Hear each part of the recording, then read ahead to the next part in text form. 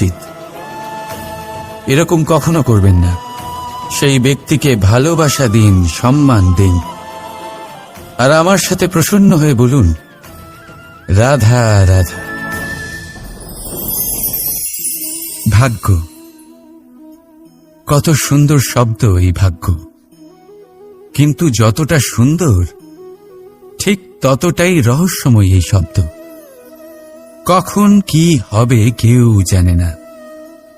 লোকে বলে যে ভাগ্যে যা লেখা আছে তার চেয়ে বেশি কিছুই পাওয়া যায় না, তার চেয়ে কমও কিছুই পাওয়া যায় না। নিয়তির যা রচনা তা কখনো মোছা যায় না। কিন্তু কেউ এইটা বোঝে না যে নিয়তি আপনার কর্মের দ্বারা বদলায়।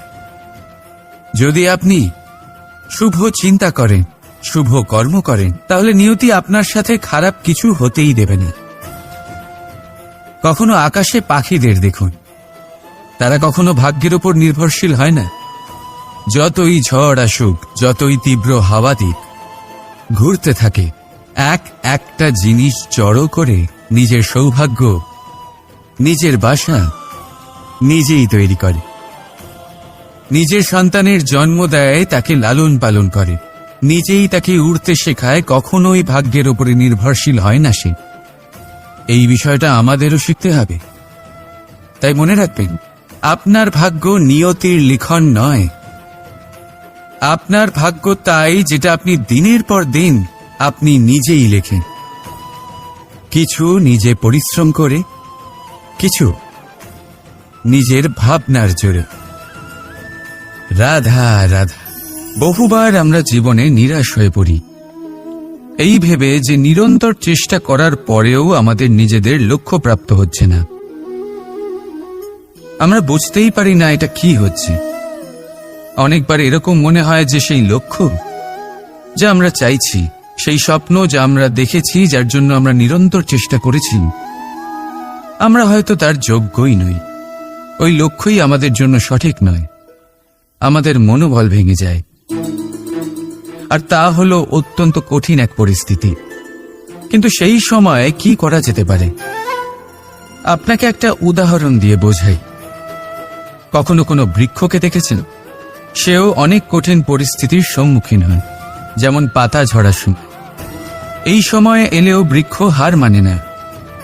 সে নিজের পাতা ও ফুল বদলে ফেলে, কিন্তু শিকড় কখনো বদলায় না। সে তখন অটল থাকে। আর এই সময় চলে গেলেই বৃক্ষকে দেখুন, আবার ফুলে ফলে পরিপূর্ণ হয়ে ওঠে। এইভাবে আপনিও জীবনে নিরন্তর চেষ্টা করতে থাকুন। তাও আপনি সাফল্য না পেলে নিজের পথ বদলে ফেলুন, কিন্তু সামনে এগোতে থাকুন, নিরন্তর চেষ্টা করতে থাকুন। কোনো না কোনো রাস্তা দিয়ে, কোনো না কোনোভাবে আপনি পৌঁছে গেলে আপনি জানতে পারবেন আপনার সাফল্য আপনার জন্যই অপেক্ষা করছিল। রাধা রাধা। এই জীবনে মানুষ শুধু তিনটি জিনিসের পেছনে ছোটে: ছায়া অর্থাৎ সঙ্গী, সম্মান; কায়া অর্থাৎ সুন্দর বলিষ্ঠ শরীর; আর তৃতীয় হল মায়া অর্থাৎ ঐশ্বর্য। এবার অবাক করার মতো বিষয় হল, সময় এলে পরে এই তিনটি বস্তুই সবার আগে আপনাকে ত্যাগ করে। অন্ধকারে ছায়া আপনাকে ত্যাগ করে, বার্ধক্যে কায়া আপনাকে ত্যাগ করে, আর অন্তিম সময়ে মায়াও আপনাকে ত্যাগ করে। এগুলো কিছুই কাজে আসে না যার পেছনে আপনি সারা জীবন দৌড়েই যাচ্ছিলেন। যদি কিছু কাজে লাগে, তা হলো আপনার প্রেমপূর্ণ ব্যবহার যা আপনি সংসারকে দিয়েছেন। এ হলো সেই প্রেম যা অন্ধকারে প্রদীপ হয়ে আপনাকে আলো দেবে। এ হলো সেই প্রেম যা বার্ধক্যে হাত রূপে আপনাকে শক্তি দেবে, সহায়তা করবে। আর যখন আপনার কাছে অর্থ থাকবে না, তখন এই প্রেমই আপনাকে সামর্থ্য যোগাবে। জীবনে যদি কিছু উপার্জন করতে চান, তাহলে শুধু প্রেম উপার্জন করুন। যদি আপনিও আমার মতো দূরের কথা ভাবতে চান, তাহলে শুধুমাত্র প্রেম উপার্জন করুন। আর এখন এই প্রেম ভাব নিয়েই বলুন, রাধা রাধা। সাফল্য কে না চান? সাফল্য লাভ করার, শিখরে পৌঁছানোর আলাদাই একটা আনন্দ রয়েছে। আর আপনজনদেরও কে না চান? প্রত্যেক মানুষ চান যেন জীবনে তার কোনো আপনজন থাকে, যারা সবসময় তাদের সাথে থাকবে। কারণ আপনজনের সাথেই তো সাফল্যের আনন্দ সব থেকে বেশি পাওয়া যায়। কিন্তু আসলে কি হয়, অনেক সময় সাফল্যের খোঁজে সেই পথে চলতে চলতে আমরা আপনদের থেকে দূরে চলে যাই। না চাইতেও দূরে চলে যেতে হয়, ওনাদের সাথে সময় কাটাতে পারি না। আর আমরা ভুলে যাই যে সাফল্যের আসল আনন্দ আপনজনদের সাথেই পাওয়া যায়। সফল হওয়ার পরে আপনদের সাথে দেখা হলে তাদের চোখে আমাদের জন্য যে আবেগ থাকে, যে সম্মান, যে প্রেম থাকে, সেটাই হলো আসল পুরস্কার। আমরা সেই কথা ভুলে যাই এবং একা হয়ে পড়ি। বেশিরভাগ সময় এটাই হয়, বেশিরভাগ সময় সফল মানুষগুলি একা হয়ে যান। এবার আপনি কি চান? আপনি অসফল হয়ে দিনগুলি একাকিত্বে কাটাতে চান, নাকি সফল হয়ে আপনজনদের সাথে আনন্দে থাকতে চান? সেই সিদ্ধান্ত আপনার। সাফল্যের পেছনে ছুটুন, নিজেকে উজাড় করে দিন, কিন্তু আপনজনদের সঙ্গ ত্যাগ করবেন না। সেই আপনজন যারা আপনার সাফল্যের জন্য দায়ী, সেই আপনজন যিনি আপনার সাফল্যে আনন্দ পান, সুখ লাভ করেন, তাদের কখনো ত্যাগ করবেন না। আসুন আমার সাথে ভালোবেসে বলুন, রাধা রাধা। জীবন, এই জীবনের সত্য কি? জন্ম, যেখান থেকে জীবন আরম্ভ হয়, নাকি সমাপ্তি? মৃত্যু, যেখানে জীবন শেষ হয়ে যায়। জীবনের সত্য এটা নয়, সব কিছু এটা নয়। ভালো করে ভেবে দেখলে কিছুই যায় আসে না যে আপনার জন্ম কোথায় হয়েছে, কিভাবে হয়েছে। এতেও কিছু যায় আসে না যে আপনার মৃত্যু কোথায় হবে, কিভাবে হবে। যায় আসে তখন, গুরুত্বপূর্ণ হলো এটাই যে জীবন আপনি যাপন করেছেন তার উদ্দেশ্য কি ছিল, কি ভাবনা নিয়ে আপনি বেঁচেছেন। এখন যদি আপনি এমন কিছু করেন যার দ্বারা এই সংসার আপনার থেকে জীবন যাপনের প্রেরণা পেতে পারে, মৃত্যুর পরেও আপনার কর্ম দেখে তা স্মরণ করে জীবনে বাঁচতে শেখেন, তাহলে তার তাৎপর্য হলো আপনি নিজের কর্মের দ্বারা, নির্বাচনের দ্বারা অমর হয়ে গেছেন। দেখুন, জীবনে দুশ্চিন্তা করা হলো বৃথা, মৃত্যুর ভয়ও হলো বৃথা। কারণ আত্মা কখনো মরে না, তাকে কেউ শেষ করতে পারে না।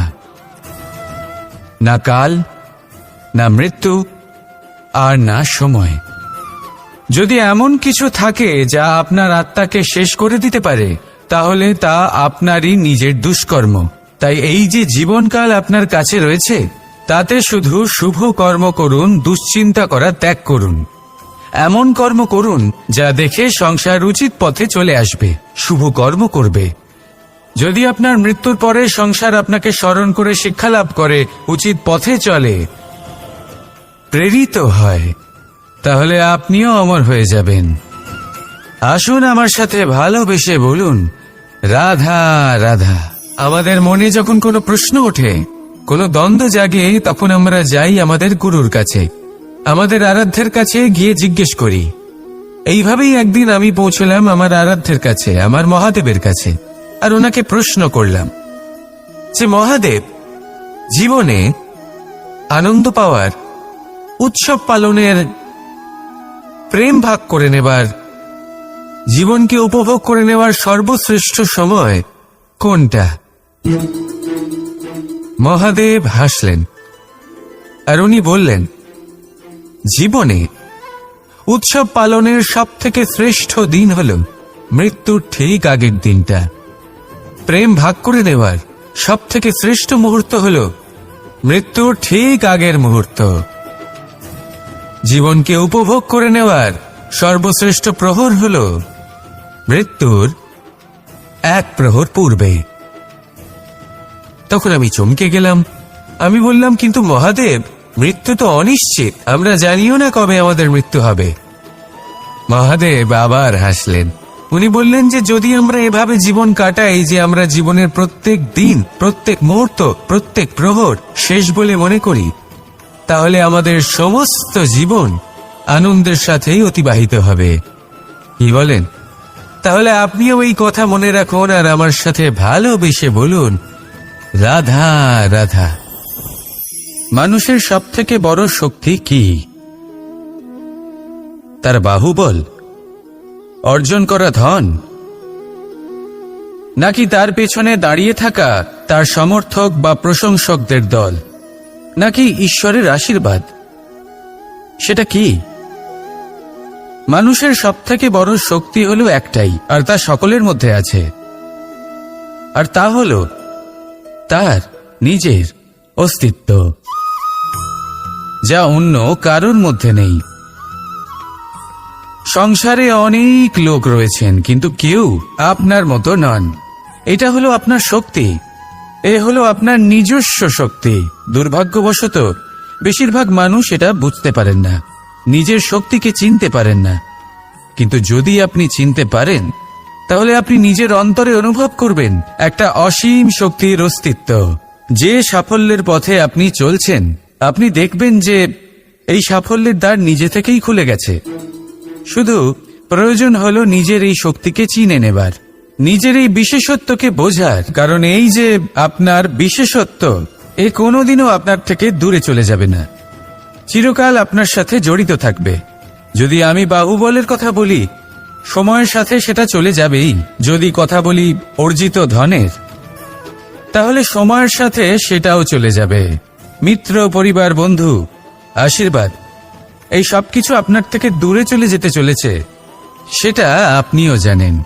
কিন্তু এই যে আপনার অস্তিত্ব, আপনার বিশেষ শক্তি যা শুধু আপনার সাথে আছে, তা চিরকাল আপনার সাথেই জুড়ে থাকবে।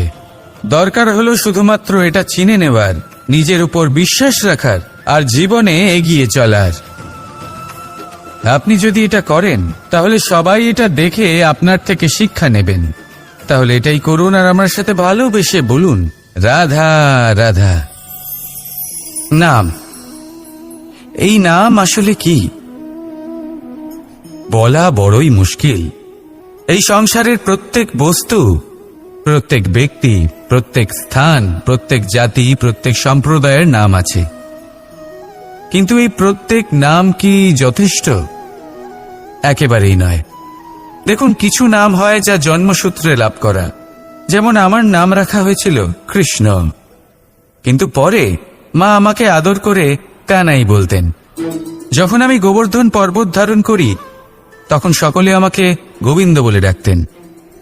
যখন আমি কংসের সংহার করেছিলাম, তখন সকলে আমাকে কংসহারি বলতেন। যখন আমি গীতাতে জ্ঞানের উপদেশ দিয়েছিলাম, তখন সবাই আমাকে যোগেশ্বর ডাকতেন। কিছু নাম হয় যা জন্মসূত্রে পাওয়া যায়, আর কিছু নাম হয় যা কর্মসূত্রে পাওয়া যায়। জন্মসূত্রে পাওয়া নাম মৃত্যুর সাথে সাথে শেষ হয়ে যায়, কিন্তু কর্মের দ্বারা প্রাপ্ত নাম মৃত্যুর পরেও অক্ষত থেকে যায়। তাই আপনি এই নামের মোহে কখনোই জড়াবেন না। শুধু কর্ম করতে থাকুন, তাহলেই এই মন আনন্দিত হয়ে উঠবে। আসুন আর আমার সাথে ভালোবেসে বলুন, রাধা রাধা। এই সংসারে সবচেয়ে বড় পাপ কি হতে পারে? কেউ বলবেন অসত্য, কেউ বলবেন ছলনা, আবার কেউ বলবেন লালসা। না, সংসারে সবচেয়ে বড় পাপ হল নারী জাতির অসম্মান, নারীর মান ভঙ্গ করা। কারণ এই অপরাধ কেবল নারীর শরীরকেই নয়, বরং তার মন আর আত্মাকেও আহত করে থাকে। তাহলে এবার প্রশ্ন হলো, যে এই অপরাধ করেছে তাকে কি শাস্তি দেওয়া উচিত? কেউ বলবেন শারীরিক যন্ত্রণা, আর কেউ বলবেন মৃত্যুদণ্ড। কিন্তু এই অপরাধের শাস্তি নির্ধারণ করার আগে এটা জানার কি কোনো প্রয়োজন নেই যে অপরাধী আসলে কে? এখন আপনি বলবেন সহজ ব্যাপার, সেই পুরুষ যে নারীর মান ভঙ্গ করেছে। কিন্তু এ কি সম্পূর্ণ সত্যি? নিজের অপমানের জন্য নিজের সম্মানকে নিজেই হারানোর জন্য। কখনো নারী কি নিজে দায়ী হতে পারে না? ভেবে দেখুন, সম্মানহানির থেকে বাঁচার জন্য সর্বপ্রথম সম্মানের সীমার উপর নজর দেওয়া প্রয়োজন। রাবণ সীতার হরণ এই জন্যই করতে পেরেছিলেন, কারণ সীতা নিজের বোকামোর জন্য রাবণের সেই সীমা উল্লঙ্ঘন করা সহজ করে দিয়েছিলেন। কিন্তু অশোক বাটিকাতে সেই সীতাকেই রাবণ স্পর্শ পর্যন্ত করতে পারেননি, কারণ সে রাবণ আর তার মাঝখানে ঘাস দিয়ে একটা ছোট রেখা বানিয়ে দিয়েছিলেন। জীবনে না বলতে শিখুন। যদি কেউ আপনার সম্মানের সীমা পার করতে চেষ্টা করে, তাহলে তাকে সেখানেই আটকাতে শিখুন। আপনার ওপরে ওঠা প্রথম হাত, প্রথম কটাক্ষ ওইখানেই আটকাতে শিখে নিন। তখন কোনো পুরুষের সাহস হবে না আপনাকে আবার অপমান করতে চেষ্টা করার, কারণ নারী জননী, পূজনীয়। তাই নিজেকে দুর্বল মনে করে আপনি অপরাধী হবেন না। রাধা রাধা, এই হিরেটা দেখতে পাচ্ছেন আপনি? লক্ষ কোটি বছর ধরে পৃথিবীর গর্ভে থাকার পরে এটা এতটা শক্ত হয়ে ওঠে, কিন্তু যখন খনি থেকে একে বের করা হয় এটি কয়লার মতোই থাকে, সাদা, শক্ত, নিস্তেজ। কিন্তু যখন একে পালিশ করা হয় তখন এটা তেজ লাভ করে, আর ঠিক তখনই এর মূল্য বৃদ্ধি পায়। সংসারে মানুষের সাথেও ঠিক এমনটাই হয়ে থাকে। মানুষের বুদ্ধি, মেধা, অভিজ্ঞতা সেই বছরগুলোর জন্য বৃদ্ধি পায় না যে বছরগুলো আমরা জীবনে কাটিয়েছি, বরং সেই মুহূর্ত থেকে ফুটে ওঠে যখন আমরা কষ্টের সম্মুখীন হয়েছি, বিপদের সম্মুখীন হই, সংকট পেরিয়েছি, ছলনা আর ক্লেশ সহ্য করেছি। এই জন্য যদি আপনার জীবনে আপনি সংকটের সম্মুখীন হন, বিপদ আসে, কষ্ট আসে, তাতে একেবারেই ভয়ভীত হবেন না। তাকে আহ্বান জানান, কারণ এই পরিস্থিতিগুলোই আপনাকে অভিজ্ঞতা দেবে যা আপনাকে উন্নত করবে। রাধা রাধা। প্রকৃতি প্রত্যেক জীবকে অনুভূতি দিয়েছে যাতে সে নিশ্চল না হয়, কোনো না কোনো কর্ম করতে থাকে। আর সেই অনুভূতি হল খিদে। পশু, পক্ষী, প্রাণী পরিশ্রম করতে থাকে নিজের খিদে মেটানোর জন্য, কিন্তু অন্য জীবের মতো মানুষের খিদে কি তার পেট অবধি সীমিত থাকে? পেটের খিদে মেটাতে মেটাতে কখন যে এই খিদে মন আর মায়ার তৃষ্ণায় রূপান্তরিত হয় আমরা বুঝতেই পারি না। আর বেশিরভাগ ক্ষেত্রে এই তৃষ্ণা অর্থ সংগ্রহ করা অবধি সীমিত থাকে। নিজের জীবন ধারণ ছেড়ে কার জন্য এই অর্থ সংগ্রহ করছেন আপনি? আগামী প্রজন্মের জন্য। বড়ই বিচিত্র, তাই না? নিজের জীবন ধারণ ছেড়ে অর্থ সংগ্রহ করতে করতে নিজের জীবনের সুখ বিসর্জন দিচ্ছেন, আর আগামী প্রজন্মকে কাজ করার থেকেও আটকাচ্ছেন। পুত্র যখন কুপুত্র তখন কেন অর্থ সঞ্চয়? পুত্র যখন সুপুত্র তখন কেন অর্থ সঞ্চয়? নিজের সন্তানকে সংস্কার দিন, অর্থ নয়। যদি সন্তান সংস্কারী হয় তখন সে নিজের এক সংসার তৈরি করবে। যদি সংস্কারহীন হয় তাহলে আপনার বানানো সংসার এমনি সে ভেঙে দেবে। জীবনে যদি কিছু সঞ্চয় করতে হয় তাহলে জ্ঞান সঞ্চয় করুন, প্রেম সঞ্চয় করুন, আর আমার সাথে ভালোবেসে বলুন রাধা রাধা। জীবনকে রথ বলা হয়, কিন্তু কেন? এখন আপনি বলবেন এই জন্য কারণ জীবনও ঠিক রথের মতোই চলতে থাকে। কিন্তু আপনি কখনো এই রথকে বোঝার চেষ্টা করেছেন? এই রথে সামনে ঘোড়া থাকে আর পিছনে চাকা। এই ঘোড়া হলো আপনার কর্ম, আর এই চাকা কর্মফল। এই ঘোড়া যেখানেই যায় রথের চাকাগুলি সেখানেই এগোতে থাকে। যদি আপনার ঘোড়া অর্থাৎ আপনার কর্ম শুভ সহজ পথে চলে, তাহলে আপনার যাত্রাও আনন্দময় হবে। যদি কুকর্মের খারাপ পথে চলেন, তাহলে আপনার যাত্রা খানা খন্দ দিয়ে ভরে যাবে। আপনার কর্মগুলিকে ঘোড়ার মতো নিয়ন্ত্রণে রাখুন। ফলের চাকা সর্বদাই আপনাকে মধুর পরিণামই দিবে। রাধা রাধা। বলুন, শ্রেষ্ঠ কে? রেশমের সুতো যিনি তৈরি করেন, নাকি তিনি যিনি এই সুতো দিয়ে বস্ত্র তৈরি করেন? নিশ্চিতভাবে যিনি বস্ত্র বানান। এবারে বলুন, শ্রেষ্ঠ কে? নদী তটে মাটি ছড়িয়ে রেখে দেয় যে বান, নাকি সেই মাটি একত্রিত করে তাই দিয়ে যিনি মূর্তি বানান সেই মূর্তিকার? নিশ্চিতভাবেই মূর্তিকার। এবারে বলুন, শ্রেষ্ঠ কে? দেবতা আর দানবের সেই দল যারা অমৃত পাওয়ার জন্য এই সংসারে হলাহল ছড়িয়ে দিয়েছে, নাকি মহাদেব যিনি এই হলাহল নিজে পান করে নিজের কণ্ঠে ধারণ করেন?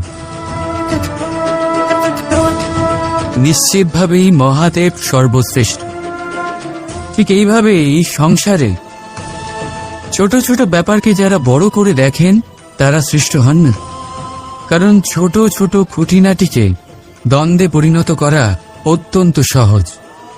কিন্তু সর্বশ্রেষ্ঠ তিনিই হন যিনি নিজের বিচার বুদ্ধি দিয়ে বড় বড় যুদ্ধের অবসান ঘটান। রাধা রাধা। সংসারে সব থেকে কঠিন কাজ কি? কেউ বলবেন পর্বত আরোহণ করা, কেউ বলবেন সাঁতার কাটা, কেউ বলবেন আকাশে ওড়া। কিন্তু বাস্তবে সত্যি কি এগুলি কঠিন? আসলে যদি দেখা যায় তো এগুলি কিছুটা আলাদা।